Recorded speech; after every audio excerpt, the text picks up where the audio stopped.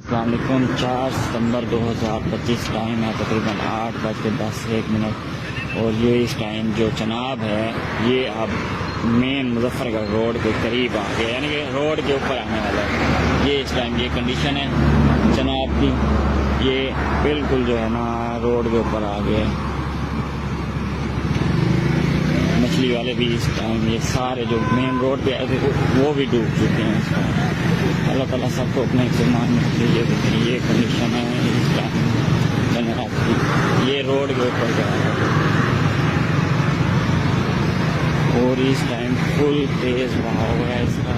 वहाँ पर ऐसे बहाव था जैसे वो पहाड़ी इलाकों में होता है।